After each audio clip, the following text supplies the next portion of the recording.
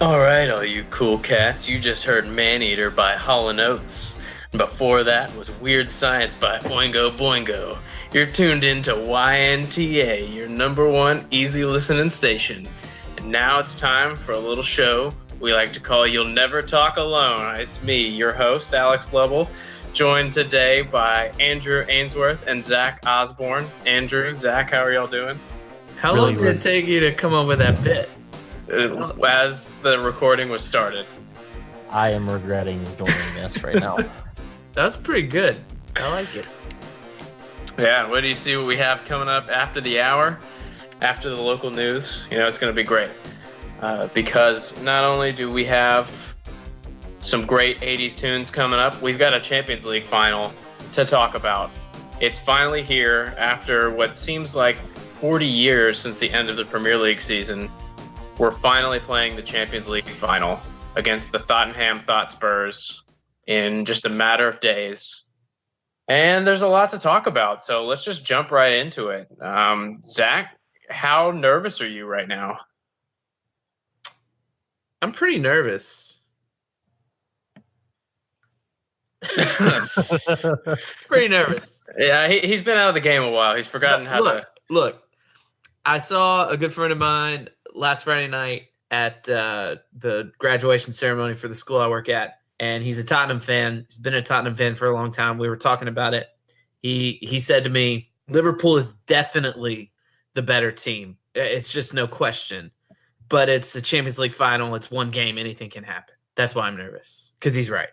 Yeah, I mean, we've had a magical run. They've also had a weirdly magical run as well. I mean, their comeback against Ajax was pretty ridiculous, and they've got some good players. And Andrew, I'm sure you've seen that Harry Kane is likely to be fit. Does him coming back into the lineup scare you, or were you more nervous about Lucas Moura starting up top, or do you think they'll try to fit all of their attacking firepower into the lineup at once? There's no way that they can fit all of the attacking firepower into the lineup at once. I mean, to include Moura and not Kane seems crazy if you talked about this a month ago. But now that he scored a hat trick and that amazing comeback against Ajax, you question it. Like, they've been possibly a more cohesive team without Harry Kane. You never don't start Harry Kane. This is like the Kevin Durant situation. It's like, are they a better team? Maybe. They've had a terrible second half of the season, and part of that's because they didn't have Harry Kane. But I can't make up my mind on it. Earlier, I was listening to Kara on Redmond TV, and he even thought that you don't start Harry Kane in this game, which seems amazing, seems crazy, but like, weirder things have happened, and you kind of have to play the players that got you there.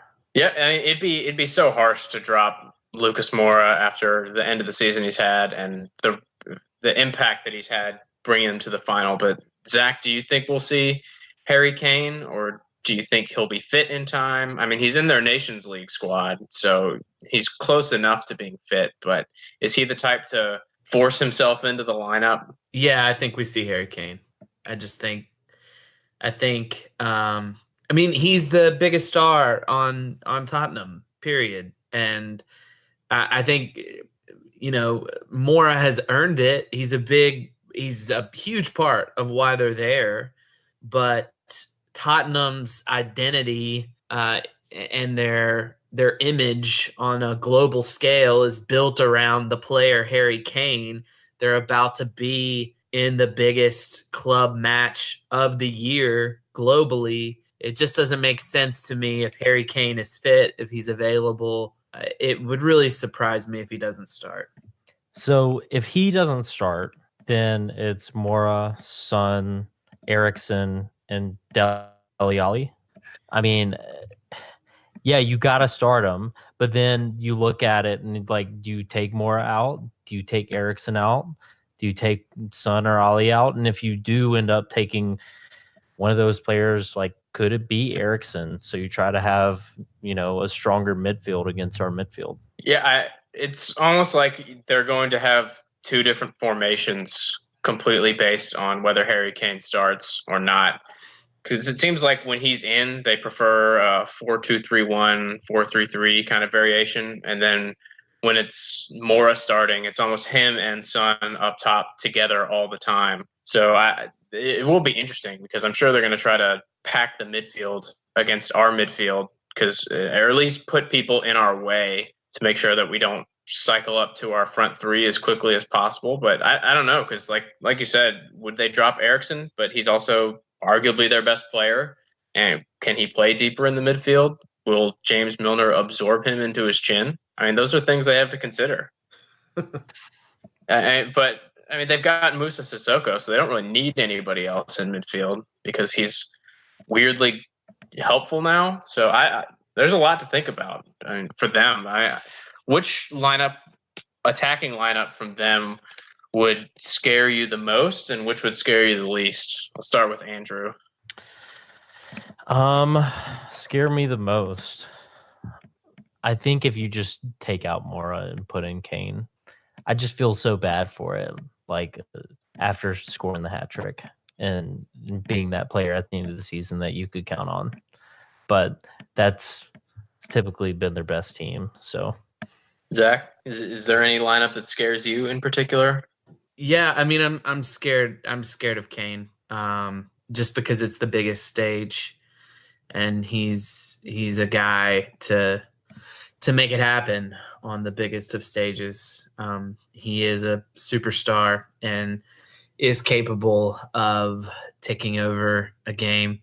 I mean, then again, so is Tottenham's got a really scary lineup. I mean, we gotta come to terms with this. We like to talk about how we've got the best attacking trio in the world, and that's probably true, but really Tottenham's probably not that far behind. Their weaknesses lie elsewhere. So if we're talking about their attackers, I'm scared of them all. But I think the storyline that scares me the most is Harry Kane showing up and being clutch on the largest of stages. Yeah, that would make sense. Although I think I'm more scared of Imagine Dragons scaring off both teams, and then I'm more scared of them playing like Mora and Son and either Ali or Eriksson, and just keeping them on Matip, Virgil, and Fabinho, because so much of our play runs through them, and just having like this 6-man battle all the time, I think would disrupt a lot of our play. But I mean, it would disrupt a lot of their play as well, because I mean, our players are really good. But wait, the whole Imagine Dragons thing, are they involved in some way? Yeah, they are playing the opening ceremony like Dua Lipa did last year. They called in Imagine Dragons. They're playing every single sporting event for the rest of time. They're playing their one song that they've rewritten 8 or 9 times. So is Lil Wayne going to be there as well? Is he? I think Psy is going to be there. He did play the Coppa Italia final when Roma played Lazio, which I think is really, really funny. Psy? Yeah. Back when Gangnam Style was super popular. It still is. Always That's true. In our hearts. Never forget. And so, I mean, we've talked about their attack, and I think we're in agreement that it is scary. And we'll get to our team in a little bit. But I know, Zach, you mentioned that their weaknesses are elsewhere. So where in particular do you think is their weakest area of the pitch, and where can we exploit? I think I know where you're going to go with this, but I'd like to hear it from you. I mean, I would say out wide, bullying their fullbacks is going to be key. And we're obviously set up to do that pretty well because I think we can bully just about anyone's fullbacks. It's kind of how we play. But to me, that's sort of a glaring weakness, our ability to win the battle out wide, to whip in dangerous crosses, to outpace people down the flanks and find our attackers making runs through the middle. That's kind of how I see it going. Yeah. What do you guys think? Andrew, are you in agreement? Because I am. I mean, their fullbacks have been terrible all season. And I mean, just look at the drop off in a year from scoring a free kick in a World Cup semifinal to not even making the Nations League team for Kieran Trippier. So to put Sadio Mane against him in the form that he's been in, I think really favors us.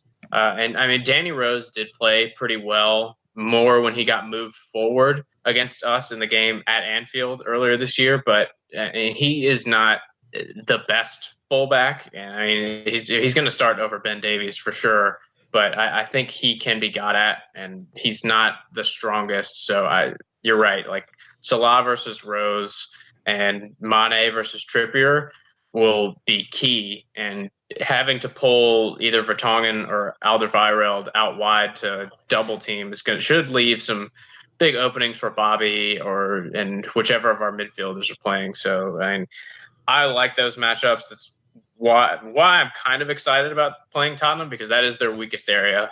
But that said, they've had 3 weeks to try to cover that up, so who knows what they'll come out with. Yeah, I agree. I mean, I think their defense overall hasn't been great. They have trouble creating out of the back. You've got a good chance to get the ball anytime that they're passing out of the back. They also don't really score a lot of goals. So while I think their defense is their weakest piece of their team right now, they really haven't scored a lot of goals since February. They've got 2 games there where they've scored more than 2 goals, and that was a loss to Man City in the Champions League where they went through 4-3, and then they beat Huddersfield 4-0, but everyone beats Huddersfield 4-0. So they don't really score a lot of goals, and they haven't done that since February. So while, yes, I think their defense is weak, I think their offense can be weak, and they have a lot of trouble just scoring in general nowadays, which is something that you don't think about. You think they're a great offensive team, but they don't do it. Yeah, they definitely haven't been as free scoring as they were last season, and they've had to deal with so much inconsistency up top with all the injuries. So they're finding their feet and finding their balance again over these past 3 weeks. And that's something we don't really have to worry about as much. And we can transition over to our team since we love them so much. I mean, we know who our front 3 are going to be, and we know who our back 5 are going to be. So it's a lot easier to play more cohesively and build attacks with our great midfielders, Andy Robertson and Trent Alexander-Arnold. So Zach, the only area that is really up for debate is those midfield 3. And really, at least 2 of them are nailed on, really, in Fabinho and Jordan Henderson. So do you think either of them will sit out? And who do you think will take that 3rd spot? I don't know. It's really tough because I want them to all be able to play. Yeah. So, Genie. Is it Genie? Are you a James Milner acolyte? I know. It's gotta be. It's gotta be Genie. I think it should be Genie. Right? What about Lallana? I know. It would be like the perfect English matchup, but it's gotta be Genie. He hasn't been. I'd say Fabinho's best performance has been better than Genie's best performance, maybe from a midfield perspective. The Barcelona game was amazing. That's a different situation. That's overall, though, Genie has been the best midfielder that we've had all season. Got to go with him. As much as I would love James Milner to beat the shit out of everyone there, it's got to be Genie. What? So we think it's Fabinho, Genie, Henderson? I guess so, yeah. You got to play your captain. I mean, I would, in a perfect world, Keita would be healthy, and I would rather have Keita, but Henderson's available. Well, I think you want Hendo's passion. Yeah. In this, I think he's got an X factor that's worth it in a match like this. So I think that's probably our best shot. I think so too. I think you have to tell Genie that he's not starting, and then last minute tell him that he is starting, because you see how well he did when he was really pissed off that he didn't start. So I think you got to pull that card and just motivate the hell out of him for this game. I mean, he's not going to need any extra motivation for a Champions League final, especially in light of what happened last year. But it works. It's worked 100% of the time. So I say you got to try it. But no, I don't think you can start James Milner in this one. I think you can bring him on as an impact sub because he's really good at that. And then when we get that penalty in the 83rd minute, he can slide it home. But no, I think that's going to be the 3. It's hard to argue against that. But I mean, one area especially that came to the fore last season in the annoying Champions League final is our lack of depth. So, I mean, we saw against Barcelona that our bench players are better than Barcelona. So, I mean, Andrew, how are you feeling about our depth situation? So, if we were to run into an issue where someone got hurt, how confident are you feeling that we're not sending on a recently healed Adam Lallana and Emre Can in the biggest game of the season? The area that I'd really worry about was at striker, and Origi has shown up in huge games all season long. All season long, he's done it. So I don't see, like, if we drop a midfielder, Milner can come in, Shaqiri can play that role, Shaqiri can play on one of the wings. We can bring in, Sturridge last minute just to kind of jog around. We can put Milner in at one of the wing back spots, move to a back 5. It just, we don't necessarily have like a player for every position. You're never going to have that like a Barcelona or Real Madrid would have, or Man City, but we do have versatile enough players that can play whatever position we need, except for that striker, and Origi has shown up there. It's almost a shame that he can't start. I mean, it's not like you would want him to start, but he did so much to get us here that you feel like he deserves a little bit of playing time no matter what happens, even though you don't necessarily want him to come on because that means we are chasing a goal or are trying to break a tie. So it's a shame. Like, all those players, just send everybody on. Like, they all deserve to play except for. Like, do you think if we played a like 16 on 16, we would win? I think we'd win. Their bench has a bunch of like 12-year-olds on it at this point because of all the injuries. Well, there are a bunch of kids, and there's one thing we got to do. We got to review what they're wearing in the final. It's time for the last episode of the season for Kits and Giggles, a term coined by our very own Zach Osborne. So we're going to look at the Tottenham Hotspur kit, even as much as we may or may not want to, because I'll go ahead and start. It is a terrible kit. It's a T-shirt that has a patch on it, and it has some letters on it. It's an embarrassment from Nike. I would be furious if I were them. I would not have bought one if I were them, because I could have gone and gotten a Hanes 6-pack of these shirts at Walmart for $2 and written in Sharpie the name of the player that I wanted on the back. So this is a kit. This is a club. Stupid fucking ball-ass team. Go yourself. Andrew? It's hard to follow up on that one. I mean, yes, I think it looks like an undershirt. Like, I get everything that you're saying. It's pretty bad. I mean, meh. Like, it's not like atrociously bad. Like, it's not like Toxic Thunder, which I love. It's just kind of plain. It's just meh. It is the definition of plain. It is a white T-shirt. Like, it looks like they just kind of like dunked it in some blue ink. And then their third kit, which I think is supposed to have a map of London on it, but it's weird green for some reason and just looks like somebody spilled something on their shirt, like it was washed. I always looked at that and didn't even think, why would they do this? But I thought it was Africa. I never like thought through it. I just saw it, was like, oh, Africa, whatever. Like, sure. Wanyama. It's a map of London. I didn't know that. Yeah. Zach, did you also think there was a map of Africa on their third kit? I didn't know what it was. I didn't know there was just thought it was bad. It was color smears. It's like a Rorschach test. And I see a club. So a club, is it a kit? It is a kit, no doubt. Their club overall is just kind of meh. It's kind of just like, I don't know, like a lower middle class accountant. How classist of you.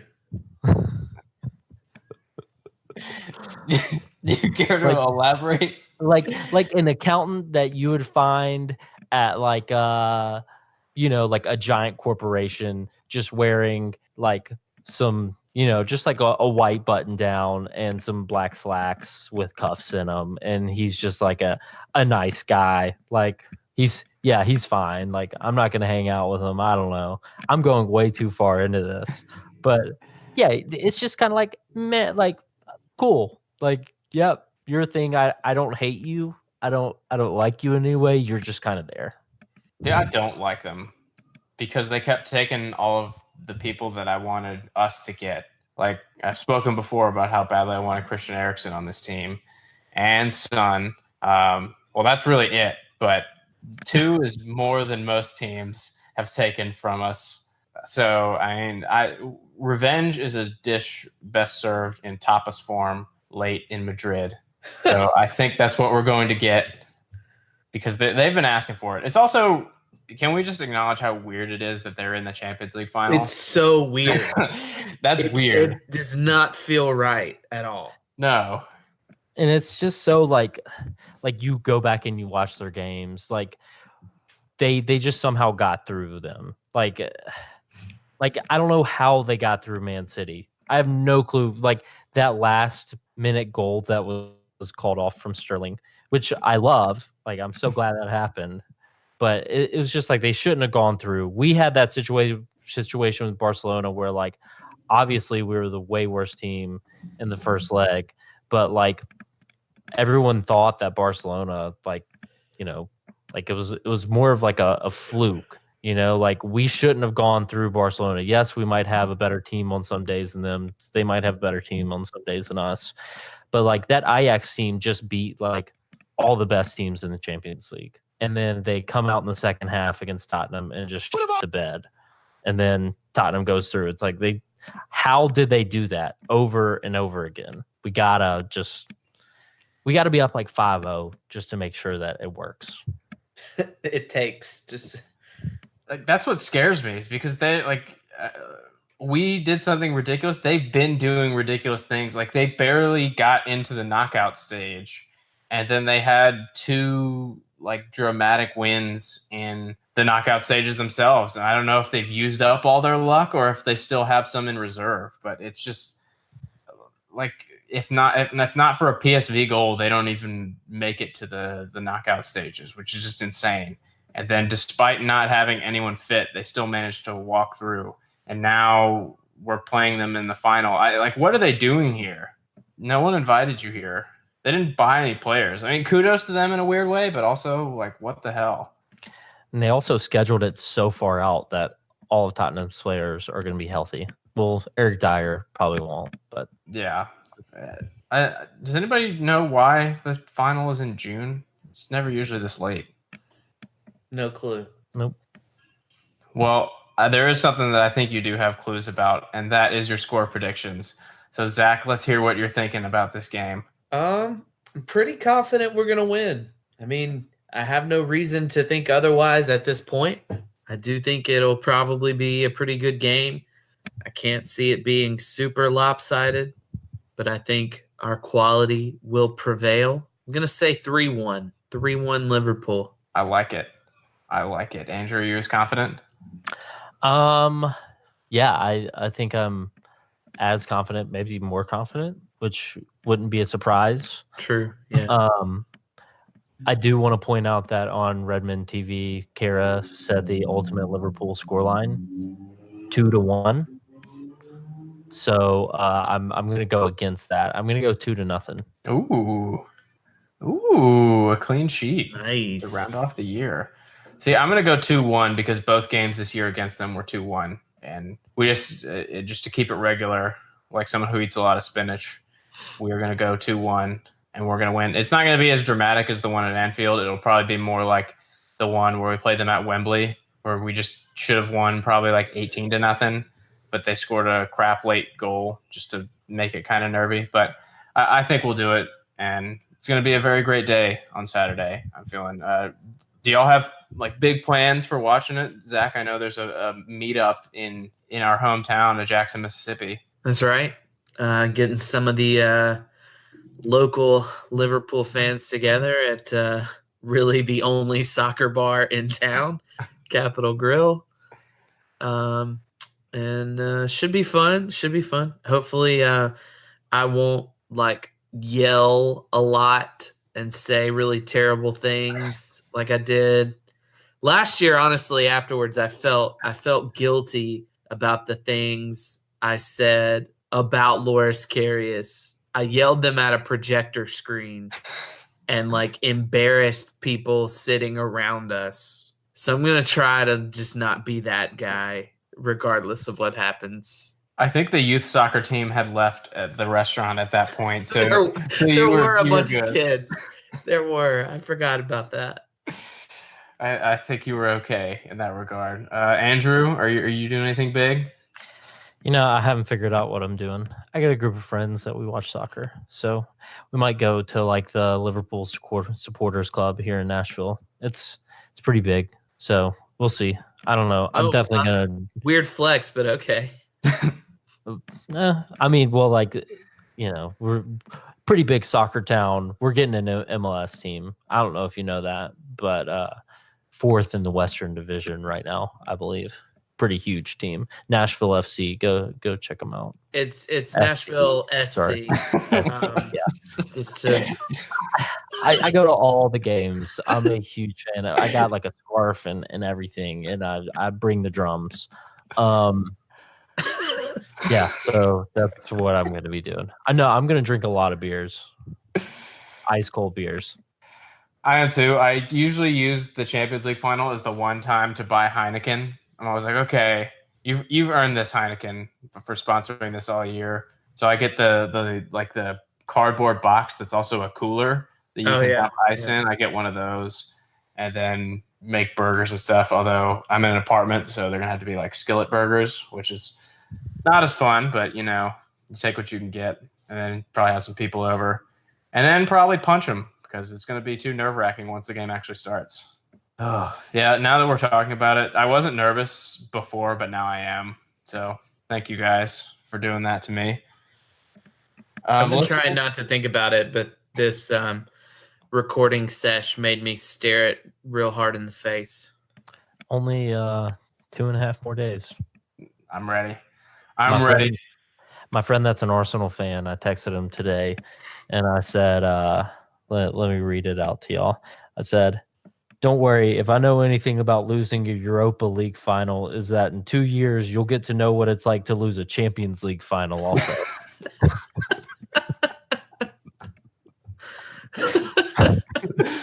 He said, that's pretty neat.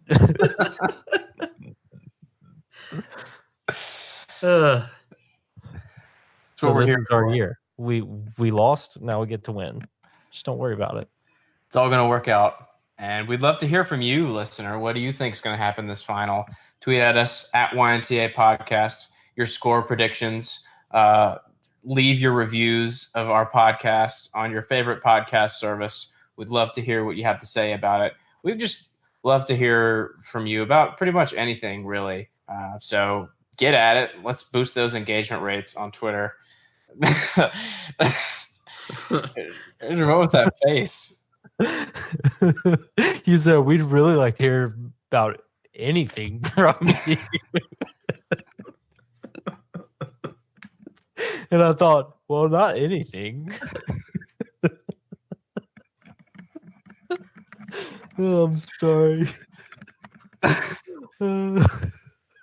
I look forward to a written post from Andrew listing the topics that he would like to hear from you about. Although some favorite of us Jewel flavor. Zach, thanks for joining us. I know it's been a while since you've been on, but it actually hasn't been that long this time. But yeah, so you touted the typical Zach line, but I've had a pretty good track record for the past month and a half. So thank you very much, Alex. It's just muscle memory. This went off the rails. This did. I'm sorry, guys. I'm not as good a host. Hey, what time is it? Just for Joseph, 8:56. Joseph, it's 8:56. It actually helps though, because like if I say 8:56, that means that we've been recording for 56 minutes. So he knows it's somewhere around that time. Except we talked about wrestling for like 25 minutes before we started. He'll figure it out. No, we didn't start 30 minutes ago, right? We started like 8:15, 8:20. Well, he can do the math. He's a smart boy. We love you, Joseph. We do indeed. Andrew, sign us off. Ooh, I didn't really think about it. Let me think. So, okay, so I got it.